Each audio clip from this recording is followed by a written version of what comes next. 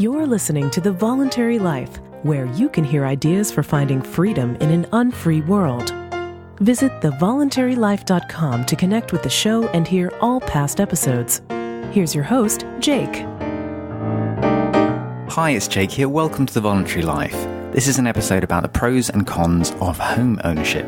Last week I talked about our choice to sell our flats and sell all our possessions in order to pursue a life of travel and become expats. And I mentioned in that show that aside from the practical decisions that we had to make about selling all our stuff, there's also the financial question of home ownership. Does it make sense to own your own home? Is it a good financial choice to make if you want to be financially independent? Is it a good investment? What would you do with the money if you didn't own a home? These are all questions that I've thought about for myself and for our situation. So I thought I'd do an episode about the financial side of home ownership and share my perspective on it with you, because home ownership is one of the biggest financial decisions that a lot of people make, has a huge impact on your financial life, and it's often considered to be a really wise financial move, at least in mainstream opinion, to buy a house. There are lots of arguments for buying your own home. Myself, I'm not so sure. I think there's pros and cons, and in my own opinion, it's a bit of a mixed bag. There are pros and cons, and there are lots of things that can go wrong. So I'm just going to share my opinions with you about this. Obviously, I'm not a financial advisor. What you do with your money is up to you. This isn't advice, and all caveats apply. So you're just hearing my opinion about it. But I hope that this discussion of the topic can at least give you some food for thought. So I'll give you a quick recap of my own experience with home ownership, and then I'll run down on what I think are the pros and the cons. I didn't own a home for a long time, until I was 39 years old. I stayed in rentals and I put all my finances into other things, in particular into building a business. Once I'd sold the business, I did buy a home. I bought an apartment and we lived there for some years until my wife and I decided to go traveling. And during this process of transitioning towards becoming expats, we rented out the apartment and got rental income from it. And eventually we decided last year to sell the apartment. So I don't own a home at the moment. And I have no plans to for a while, but I have been a renter, I've also been an owner, and I've also used a property for rental income. So I've seen different sides of this home ownership question, and I've mulled over in my own mind some of the pros and cons of home ownership. So let's talk about some of the benefits. I think that one of the key benefits of owning a home is that there is a tax benefit for your own personal home, in that when you come to sell a property, if it has increased in value, you're not going to pay capital gains tax on your own personal property. That's at least the case in the UK. I think it's also the case in the States. Not 100% sure about the US and about other countries, but that's one of the key benefits.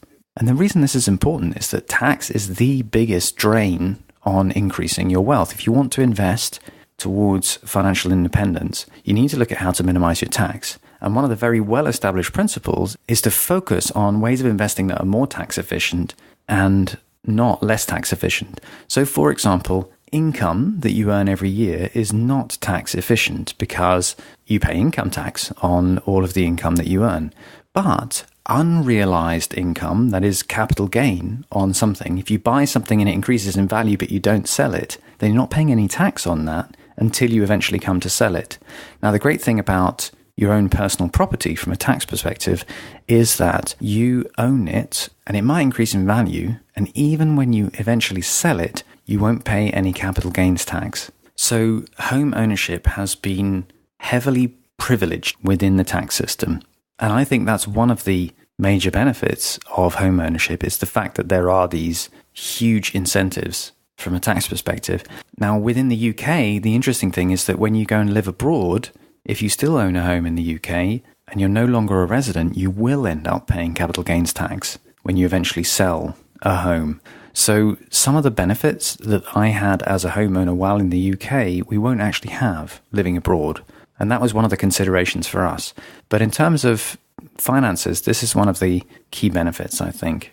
Now, there are some other tax advantages, often related to mortgage payments, especially in the US. I know there are some different rules, especially in the US, and I'm not going to get too much into those details because personally I was never affected by those. I never had a mortgage, so I don't know that much about them.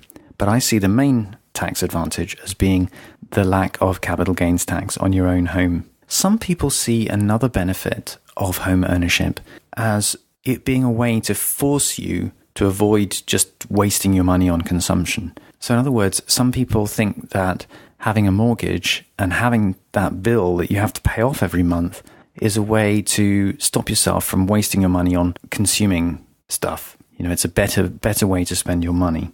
Somebody I know in the UK who had a mortgage and owned a home and sold that home, and she had the money from the home sale. She had a lot of money in her bank, and she was really nervous about having all that money in her bank because she was worried about just spending it. And so she wanted to buy another property as soon as possible to essentially take away the temptation from herself of spending that money.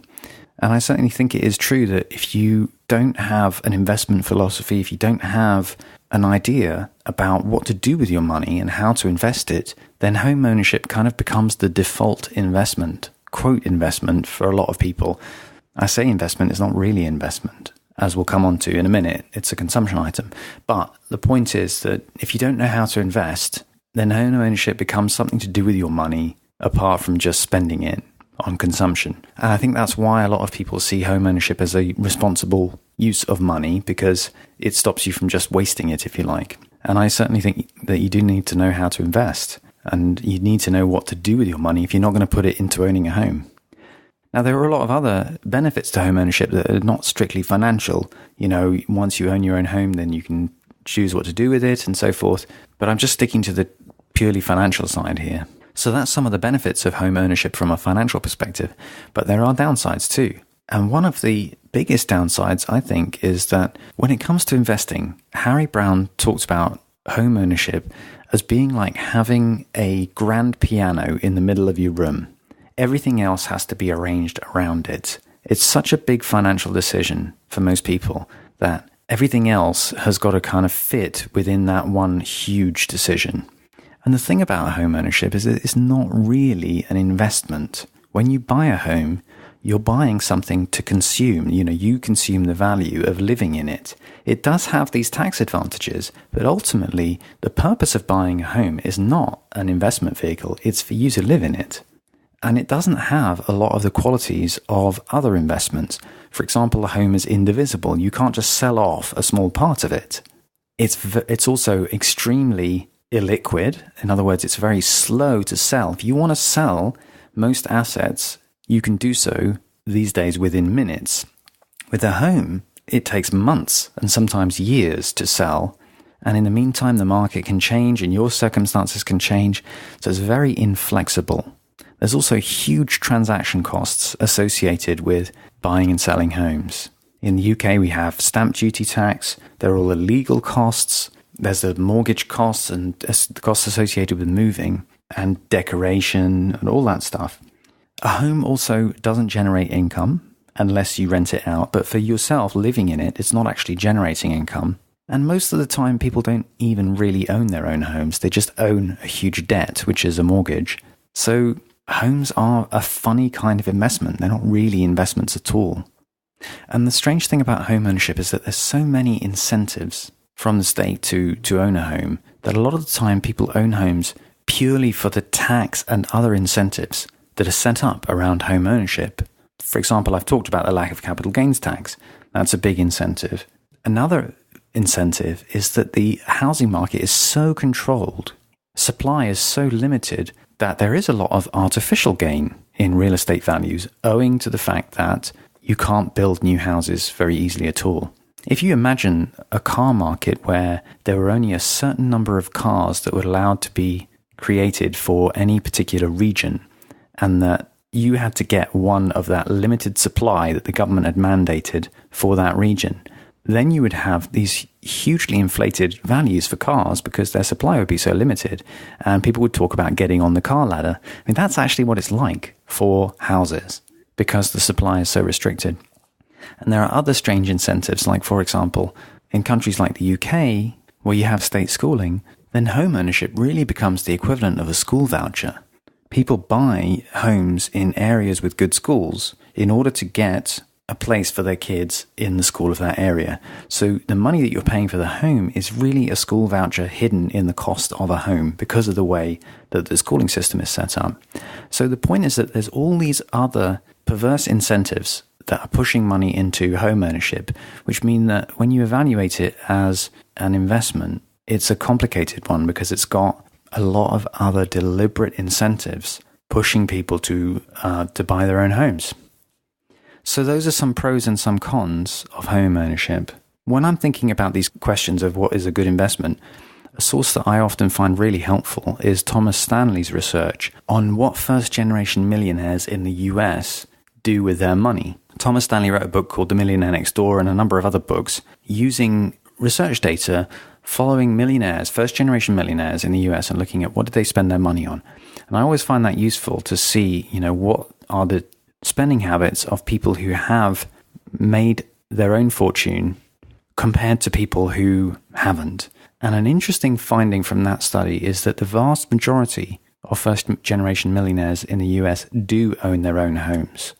I think it was 97%. I can't remember the exact percentage, but it's in the 90s. So a huge majority of self-made millionaires do own their own homes. But the interesting thing is they tend to own very cheap homes.